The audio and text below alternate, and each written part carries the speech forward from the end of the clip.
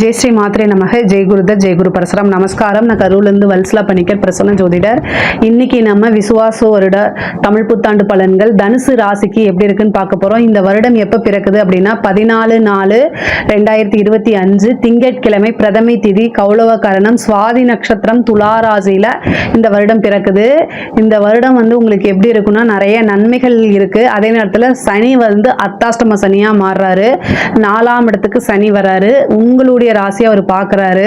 அது போக ராகு கேதுக்கள் நல்ல நிலையில, ராகு 3ஆம் இடத்துக்கும் கேது 9ஆம் இடத்துக்கும், குரு உங்களுடைய ராசி அதிபதி குரு 7ஆம் இடம் களத்திர ஸ்தானத்துக்கும் வராரு. ரொம்ப ரொம்ப நிறைய நல்ல பலன்கள் இருக்கு. பொதுவா ராகு கேது பெயர்ச்சி குரு பெயர்ச்சி இது ரெண்டுமே ரொம்ப நல்லா இருக்கு. அர்த்தாஷ்டம சனி வருது அப்படின்னு கவலைப்படாதீங்க. என்னடா அது இப்பதான் கொஞ்ச நாள் முன்னாடி 7.5 சனி முடிஞ்சிச்சுன்னீங்க, அதுக்குள்ள இன்னொரு சனியா நீங்க நினைக்காதீங்க, கவலைப்படாதீங்க. 4ஆம் இடத்துல வந்திருக்க சனி மிகப்பெரிய லெவலெல்லாம் உங்களுக்கு கஷ்டத்தை கொடுத்துறாரு. 7.5 சனி அஷ்டமத்து சனின்னு பாதிப்பு இருக்குல்ல, அதையெல்லாம் உங்களுக்கு பெருசா செய்யாது. ஆனாலும் கொஞ்சம் கவனமாக இருங்க. பொதுவாகவே தனுசு ராசிக்கு இந்த விசுவாச வருடம் ரொம்ப நல்லா தான் இருக்கு.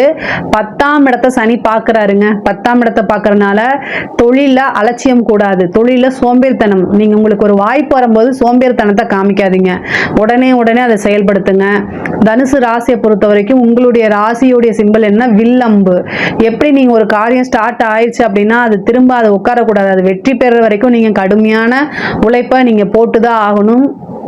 ஆனால் பொதுவாகவே பார்த்தீங்கன்னா தனுசு ராசியில் இருக்கக்கூடிய மூல நட்சத்திரம் பூராட நட்சத்திரம்லாம் ரொம்ப ஹார்ட் ஒர்க் போடக்கூடியவங்களா தான் இருப்பீங்க. ஆனாலும் இப்போ சனியுடைய பார்வை இருக்கனால இன்னும் கொஞ்சம் எக்ஸ்ட்ராவாக எஃபர்ட் போட்டிங்க அப்படின்னா கண்டிப்பாக மிகப்பெரிய லெவலில் உங்களுக்கு சாதனை அப்படிங்கிறது, நீங்கள் எடுக்கக்கூடிய காரியங்கள் எல்லாத்துலேயுமே வெற்றி தான் உங்களுக்கு. குருவோடைய அனுகிரகம் இருக்குது. சனியோடைய பார்வை இருந்தாலும் குருவோடைய பார்வை இருக்கனால அது உங்களுக்கு நல்லது தான். இந்த ஒரு வருஷத்துக்கு உங்களுக்கு நிறைய நன்மைகள் தான் நடக்க போகுது. குரு உங்களுக்கு 3ஆம் இடத்தை பார்க்குறாரு. நீங்கள் எடுக்கக்கூடிய காரிய வெற்றி அப்படிங்கக்கூடிய ஸ்தானம் 3ஆம் இடம். அப்போ நீங்கள் எடுக்கக்கூடிய காரியங்கள் எல்லாமே சித்தியாகும். காரிய வெற்றிக்கு தான் குருவே பார்க்குறாரு. ஒரு குருநாதர் கிட்ட வழிபாடு பண்ணுங்க, குரு சித்த ஜீவ சமாதி வழிபாடு பண்ணுங்க. இது எல்லாம் இன்னும் சிறப்பான பலன்களாக உங்களுக்கு கொடுக்கும். புதுசாக தொழில் தொடங்குறதுக்கு இந்த காலகட்டம் ஏற்றதான்னு கேட்டிங்கன்னா தாராளமாக நீங்கள் பண்ணலாம். உங்களுடைய சுய ஜாதகத்தை பார்த்துக்கிட்டு 10ஆம் இடமோ அல்லது 10ஆம் அதிபதியோடைய தசா புத்தியோ இதெல்லாம் எப்படி இருக்குங்கிறத செக் பண்ணிக்கோங்க. அதுக்கப்புறம் நீங்கள் ஸ்டார்ட் பண்ணுங்க. ஏன்னா இப்போ சனி 10ஆம் இடம் தொழில் ஸ்தானத்தை பார்க்குறாரு. அதனால அதே மாதிரி குருவோடைய அனுகிரகம் பரிபூரணமாக இருக்கனால நீங்கள் தாராளமாக ஸ்டார்ட் பண்ணிக்கலாம். அதே மாதிரி பார்ட்னர்ஷிப் உங்களுக்கு கிடைக்கிறதுக்கு உண்டான வாய்ப்புகள் இருக்குது. 7ஆம் இடத்துக்கே குரு இருக்கனால பார்ட்னர்ஷிப் ஸ்தானம்ங்கிறனால பரிபூரணமாக உங்களுக்கு பார்ட்னர்ஷிப் இவ்வளோ உங்களுக்கு ஒரு உழைப்பு இருக்குது, நல்ல நாலேஜ் இருக்குது. ஆனால் முதலீட்டுக்கு தான் ஆள் இல்லை அப்படின்னா அதுக்கு பார்ட்னர் கண்டிப்பாக கிடைப்பாங்க. அதே மாதிரி உத்தியோகத்தில் இருக்கவங்களுக்குலாம் இது ரொம்ப ரொம்ப சூப்பரு. தொழில் மூலிமா நல்ல வருமானமும் வந்துடும். நீங்கள் எடுக்கக்கூடிய அத்தனையுமே சக்ஸஸ் ஆகும். மிகப்பெரிய லெவலில் சக்ஸஸ் ஆகிறதுக்கு உண்டான வாய்ப்பு இருக்குது. ஏன் அப்படின்னா 3ஆம் இடத்துக்கு ராகு வராரு, அதை குரு பார்க்குறாரு. வளர்ச்சி அப்படிங்கிறது பிரம்மாண்டமான வளர்ச்சியாக மாறும். உத்தியோகத்தில் இருக்கவங்களுக்கு நல்ல ப்ரமோஷன் கிடைக்கும், நல்ல சேலரி இன்க்ரிமெண்ட் கிடைக்கும். அதே மாதிரி உத்தியோக மாற்றம் உறுதியாக உண்டு. இந்த காலகட்டங்களில் இடமாற்றமோ உத்தியோக மாற்றமோ வேலை மாற்றமோ உறுதியாக உண்டு. இதை ட்ரை பண்ணுங்க, கண்டிப்பாக கிடைக்கும். திடீர்னு ஒரு ப்ரொமோஷன் கிடைச்சிடும். அது உங்களுக்கு மிகப்பெரிய லெவலில் ஆச்சரியம் ஊட்டக்கூடிய அளவுக்கு இருக்கும். 4ஆம் இடத்துல வந்திருக்கக்கூடிய சனி படிப்பில் தடை தாமதத்தை கொடுத்துருவாரு. நீங்கள் ஒவ்வொரு நாளும் உங்களை மோட்டிவேட் பண்ணால் மட்டும்தான் படிப்பில் நீங்கள் நல்ல நினச்ச ரிசல்ட் அடைய முடியும். அதே மாதிரி படித்து முடிச்சோன்னே வேலை கிடைக்குமா அப்படின்னா 6ஆம் இடம் உங்களுக்கு 6ஆம் இடத்துக்கு சனியோடைய பார்வை இருக்கு. 2-3 டைம் இன்டர்வியூ அட்டன் பண்ணுங்க. ஃபர்ஸ்ட் அட்டெம்ப்ட்லயே கிடைக்காது, ஆனா 2-3 டைம் அட்டன் பண்ணீங்கன்னா தாராளமாக கிடைக்கும். அதுவும் நீங்க நினைச்ச வேலையே கிடைக்கிறதுக்கு உண்டான அமைப்பு இருக்குது. இந்த வருடம் பிறக்கும் போது சுக்கிரன் உச்சத்துல தான் இருக்காரு. அதனால உங்களுக்கு வருடம் பிறக்கும் போதே அந்த வாய்ப்புகள்லாம் இருக்கு. படிச்சு முடிச்சோன்னா வேலை கிடைக்கிறதுக்கு உண்டான அமைப்புகள் இருக்கு. இது ஒரு ரொம்ப ரொம்ப நல்ல டைம். இந்த டைமை கரெக்டாக யூட்டிலைஸ் பண்ணிக்கோங்க.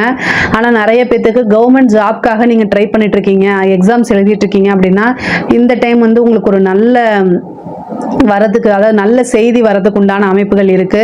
ஒரு நல்ல பதவி கிடைக்கிறதுக்கு உண்டான அமைப்புகள்லாம் இருக்கு. அதே மாதிரி நான் 7ஆம் இடத்துல வந்திருக்கக்கூடிய குரு வந்து கலத்திர ஸ்தானம் அப்படின்னு சொல்லக்கூடியது. திருமண பிராப்தம் வந்து பரிபூரணமா இருக்கு. அதனால இந்த காலகட்டத்தில் திருமணம் வந்து உங்களுக்கு சாத்தியமான ஒரு விஷயம். உங்களுடைய சுயஜாதகத்துல 7ஆம் இடம் என்ன தசாபுத்தி நடக்குது அதெல்லாம் பார்த்துக்குங்க. ஆனா குருபலன், திருமணத்துக்கு உண்டான குருபலன் 100க்கு 200% பரிபூரணமாக இருக்கு. குரு உங்களுக்கு 11ஆம் இடத்தையும் பார்க்கறாரு. ஒரு சிலருக்கெல்லாம் வந்து விருப்ப திருமணம் நடைபெறதுக்கு உண்டான வாய்ப்புகள் இருக்கு. பேரண்ட்ஸோடைய சப்போர்ட் பண்ணி அவங்க கிட்ட அனுமதி வாங்கி அவங்களுடைய ஆசீர்வாதத்தினால மட்டும்தான் கல்யாணம் பண்ணணும். அதுதான் உங்களுக்கு ரொம்ப நல்லது. 7ஆம் இடம் பாதகமா இருக்கு. அதனால பேரண்ட்ஸோடைய பிளஸிங் இல்லாம தயவு செய்து கல்யாணம் பண்ணாதீங்க. அது வந்து பின்னாடி வந்து உங்களுக்கு ஒரு ஆசீர்வாதம் இல்லாத ஒரு இதா போயிடும். அதனால அதுக்காக சொல்றேன். அதே மாதிரி புத்திர ஸ்தானத்துக்கு வந்து 5ஆம் இடத்துக்கு வந்து சனியோடைய பார்வை இவ்வளோ நாளாக இருந்துச்சு. இப்போ சனியோடைய பார்வை இல்லாதனால புத்திர பாக்கியம் கிடைக்கிறதுக்கு உண்டானது. ஏன்னா குரு வந்து புத்திர காரகன், அவரே உங்களுடைய ராசிக்கு பார்க்கறதுனால புத்திர பலம் வந்து புத்திர ஸ்தானம் வந்து ரொம்ப வலுவாக இருக்கனால சந்தான பிராப்தம் நிறைய பேத்துக்கு கிடைக்கும். ஸ்ரீரங்கம் கோவிலுக்கு போயிட்டு வாங்க, சந்தான கோபால கிருஷ்ண மந்திரத்தை சொல்லி வழிபாடு பண்ணுங்க. இது எல்லாமே வந்து சந்தான பிராப்தத்தை பெற்றுக் கொடுக்கும். ஒரு சிலருக்கு திடீர்னு ஒரு அதிர்ஷ்டம் வருங்க. பூர்வீக சொத்துக்கள்ல இருந்த பிரச்சனைகள்லாம் நீங்கி பூர்வீக சொத்துக்கள் வரதுக்கு உண்டான அமைப்புகள் இருக்கு. காதல் ரீதியா இருக்கக்கூடிய பிரச்சனைகள்லாம் முடிவுக்கு வரும். உங்களுக்கு இவ்வளோ நாளா மன சந்தோஷம் என்ன நீங்க நினைக்கிறீங்களோ அத்தனை சந்தோஷமே உங்களை தானா தேடி வரதுக்கு உண்டான அமைப்புகளை கொடுத்துரும். அதே மாதிரி கடன் ரீதியா இருக்கக்கூடிய பிரச்சனைகள்லாம் படிப்படியா குறையுங்க. கடன் ரீதியா என்னென்ன இது இருந்துச்சோ அத்தனையுமே வந்து குறையும். இதுக்கு வந்து நீங்க சண்முக சடாக்சர எந்திரமோ இல்லை தீபமோ போட்டு வழிபாடு பண்ணீங்கன்னா ரொம்ப ரொம்ப நல்லா இருக்கும். மிகப்பெரிய லெவல்ல யோகத்தை கொடுத்துரும் அது உங்களுக்கு. பொதுவாகவே வந்து முருகன் வழிபாடு உங்களுக்கு கடன் அடையிறதுக்கு உண்டான பரிகாரம். அதனால் அதை நீங்கள் தாராளமாக செய்யுங்க. யாருக்காவது டவுட்ஸ் அதில் இருக்குது அப்படின்னா கமெண்ட்ஸில் சொல்லுங்கள், நான் கண்டிப்பாக ஆன்சர் பண்ணுவேன் உங்களுக்கு. அதே மாதிரி உங்களுடைய ராசியை பொறுத்த வரைக்கும் 11ஆம் இடம் வந்து குரு பார்க்குறதுனால மூத்த சகோதரன் சகோதரி வழி ஆதரவுகள் கிடைக்கும். பூர்வீக சொத்தில் வந்து ஏதாவது ஒரு பிரச்சனை இருக்குது அப்படின்னா அதெல்லாமே நீங்கி உங்களுக்கு உண்டான பாகப்பிரிவினை தன்னால் வந்து சேரும். நீங்கள் எடுக்கக்கூடிய காரியங்களில் நல்ல வெற்றி. அதே மாதிரி அலைச்சல்கள் நிறைய இருக்கும். 3ஆம் இடம்ங்கிறது சிறு தூர போக்குவரத்து விஷயங்கள். அப்போ சின்ன சின்ன இது அலைச்சல்கள் இருக்கும். ஆனால் அந்த அலைச்சல்கள் வந்து சிறு தடை தாமதங்களுக்கு அப்புறம் உங்களுக்கு வெற்றியாகும். அதே மாதிரி போட்டித் தேர்வுகள்லாம் நீங்கள் ஜெயிக்கிறதுக்கு உண்டான அமைப்புகள் இருக்கு. பெண்களை பொறுத்த வரைக்கும் நல்ல மாற்றங்கள் இருக்கு. நீங்கள் நிறைய முன்னேறக்கூடிய காலகட்டம். 7ஆம் இடத்துல இருக்கக்கூடிய குரு வந்து உங்களுக்கு 11ஆம் இடத்தை பார்க்குறாரு. உங்களுடைய ஆசை அபிலாசைகள் அனைத்துமே நிறைவேறக்கூடிய காலகட்டம் தான். அதே மாதிரி வாகனம் வாங்கக்கூடிய அமைப்புகள்லாம் இருக்கு.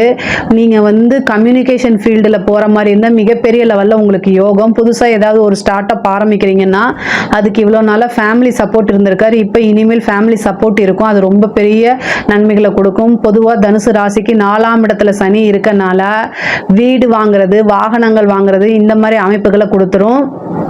உங்களுக்கு வந்து என்னன்னா 3ல் ராகு வந்திருக்கனால நீங்கள் ரியல் எஸ்டேட் ஃபீல்டில் இருந்தால் ரொம்ப சூப்பரு. இவ்வளோ நாளாக ஒரு இடத்த வாங்கிட்டு அதை சேல்ஸ்க்காக நீங்கள் ட்ரை பண்ணிகிட்டே இருப்பீங்க. ஆனால் விற்காமல் இருந்துக்கிட்டே இருக்கும். ஆனால் இந்த டைமில் வந்து அதுக்கு பரிகாரம் இருக்குது. ராகுக்கு உண்டான பரிகாரத்தை நீங்கள் செஞ்சீங்க அப்படின்னா உங்களுக்கு வந்து ரொம்ப நாளாக விற்காத இடம் எல்லாமே விற்று போகும். அதுக்கு உண்டான முயற்சி பண்ணுங்கள். தாராளமாக அது மூலிமா ஒரு அமௌண்ட் கிடைக்கும். அதுலேருந்து நீங்கள் ஒரு நல்ல சொத்து வாங்கி போடலாம், ஒரு பிஸ்னஸ் ஸ்டார்ட் பண்ணலாம். மிகப்பெரிய லெவலில் யோகமாக மாறுறதுக்கு உண்டான அமைப்பு இருக்குது. கணவன் மனைவியிடையே இருந்த சிறு பிரச்சனைகள் எல்லாமே நீங்கி சுமூகமான உறவுகள் ஏற்படும். திருமண பிராப்தம் கலத்திர ஸ்தானத்துக்கு வந்திருக்கனால திருமண பிராப்தம் இருக்கு. வெளிநாடு வெளி மாநிலங்கள்லாம் கொஞ்சம் தூரம் போயிட்டு வர மாதிரி இருக்கும். அதே மாதிரி குருநாதர் வழிபாடு பண்ணுங்க. அதே மாதிரி உபாசனை பண்ணுங்க. குரு 7ஆம் இடத்துக்கு உங்க ராசிக்கே பார்க்கறதுனால நீங்க ஒரு உபாசனை பண்றது ரொம்ப ரொம்ப நல்லது. வழக்குகள் சம்பந்தப்பட்ட விஷயங்கள் எல்லாமே வந்து உங்களுக்கு ஃபேவரா மாறதுக்கு, உங்களுக்கு ஃபேவரா மாறதுக்கு உண்டான அமைப்புகள் இருக்கு. கலைத்துறை சம்பந்தப்பட்டவங்களுக்கு இது ஒரு வளர்ச்சியான காலகட்டம். பாராட்டுகள் அங்கீகாரங்கள்லாம் கிடைக்கும். மிகப்பெரிய லெவலில் யோகமாக மாறும். அதே நேரத்தில் அரசாங்கத்துறை சம்மந்தப்பட்டவங்க ரொம்ப ஜாக்கிரதையாக இருக்கணும். 4ஆம் இடத்துக்குங்கிறது பதவி ஸ்தானம். சனி அங்கே உட்கார்ந்துருக்காரு. நீங்கள் நேர்மையான முறையில் நேர்மையற்ற முறையில் எப்படி நடக்கணுங்கிறது உங்களோட கையில் தான் இருக்குது. நேர்மையான முறையில் நடக்கும்போது எந்தவித பிரச்சனையும் சனி கொடுக்க மாட்டார். ஆனால் உங்களுக்கு நீங்கள் நினச்ச மாதிரி காசு பணம் சம்பாதிக்க முடியாது. ஆனால் நேர்மையற்ற முறையில்னா கரையாக காசு பணம் சம்பாதிக்க முடியும்.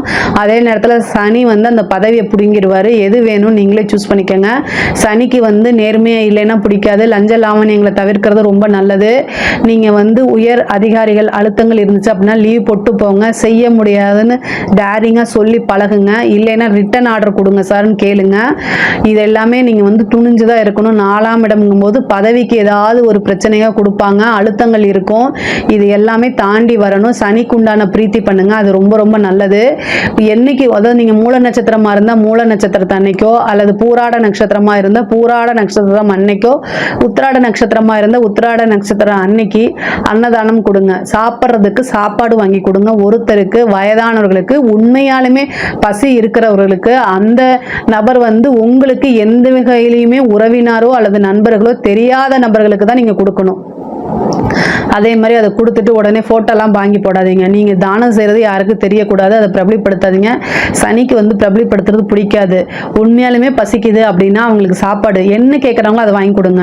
2 இட்லி கேட்டால் வாங்கி கொடுங்க, இல்லை பிரியாணி கேட்டாலும் வாங்கி கொடுங்க. ஆனால் தானம்ங்கிறது வந்து அதாவது குறிப்பறிந்து உதவி செய்யன்னு சொல்கிறோம்ல, அது மாதிரி பசியறிந்து அவங்களுக்கு என்ன தேவையோ அதை பண்ணுங்க. சாப்பிட்டுப்புட்டு தெம்பா இருக்கு ரோட் சைடில் படுத்துருக்கவங்கலாம் போய் கொடுத்தீங்கன்னா அதை கொண்டு போய் விற்றுட்டு ட்ரிங்க்ஸை வாங்கி போட்டுருவாங்க. அந்த மாதிரி தயவு செய்து செய்யாதீங்க.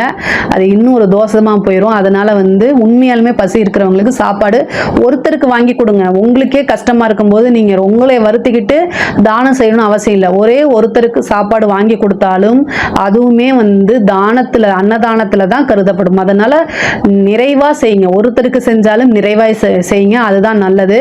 சனிக்குண்டான பிரீத்தி வந்து காலபைரவர் வழிபாடு பண்ணுங்க, ஆஞ்சநேய வழிபாடு பண்ணுங்க. இதெல்லாம் இன்னும் சிறப்பான பலன்களாகவும் யோகமாகவும் மாறும். பொதுவாகவே தனுசு ராசிக்கு இந்த வருடம் வந்து ரொம்ப ரொம்ப நல்லா தான் இருக்கு. பெண்களுக்கும் சரி மற்ற எல்லாத்துக்கும் சரி ரொம்ப நிறைய அற்புதமான பலன்கள் தான் இருக்கு. இதுல ஏதாவது சந்தேகங்கள் இருக்கு அப்படின்னா கமெண்ட்ஸ்ல கேளுங்க, நான் கண்டிப்பா ஆன்சர் பண்றேன். நம்மளுடைய சேனலை லைக் பண்ணுங்க, ஷேர் பண்ணுங்க, சப்ஸ்கிரைப் பண்ணுங்க. நன்றி, வணக்கம்.